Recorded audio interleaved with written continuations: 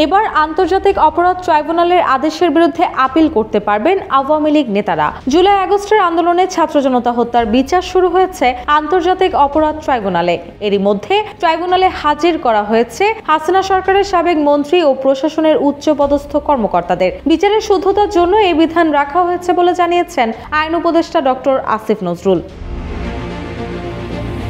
বৃহস্পতিবার সকালে আন্তর্জাতিক অপরাধ ট্রাইব্যুনাল পরিদর্শন শেষে আন্তর্জাতিক অপরাধ ট্রাইব্যুনাল সংশোধন অধ্যাদেশ 2024 অনুমোদন বিষয়ে সাংবাদিকদের সঙ্গে কথা বলেন তিনি। আইন উপদেষ্টা বলেন, বিচারের শুদ্ধতার জন্য কোনো রাজনৈতিক দল নিষিদ্ধের বিধান ট্রাইব্যুনাল অধ্যাদেশে রাখা হয়নি। একই কারণে আন্তর্জাতিক অপরাধ ট্রাইব্যুনালে অন্তর্বর্তীকালীন আদেশের বিরুদ্ধে আপিলের বিধান রাখা হয়েছে।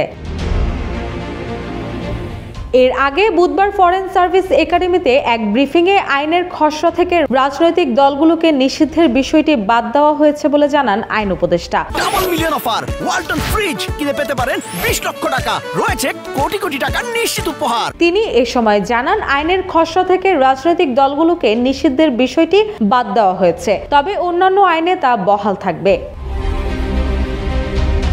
আসিফ নজরুল আরো বলেন, আন্তর্জাতিক অপরাধ ট্রাইব্যুনাল অধ্যাদেশের খসড়া উপদেষ্টা পরিষদকে গ্রহণ করতে হবে।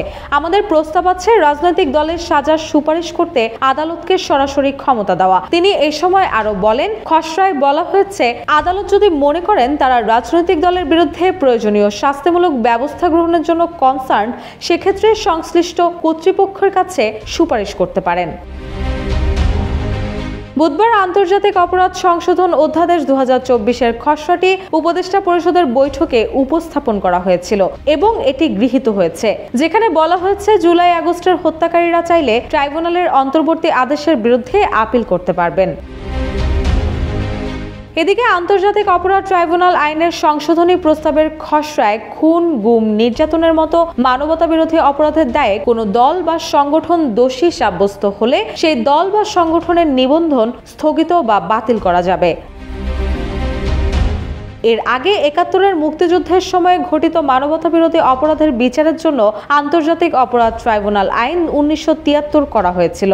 আওয়ামী লীগ সরকার 1973 সালের আইনের আওতায় যুদ্ধাপরাধ ও মানবতাবিরোধী অপরাধের দায়ে জামায়াতে ইসলামের শীর্ষ নেতাদের বিচার করে। একই অভিযোগের সংগঠন বা দল হিসেবে জামায়াতের বিচার করার জন্য রাজনৈতিক দলকে নিষিদ্ধ করার বিধান রেখে এই আইনের সংশোধনী প্রস্তাবের খসড়া তৈরি করেছিল শেখ হাসিনার সরকার, যদিও শেষ পর্যন্ত তা করেনি। রুশা সুর, জয় জয় দিন।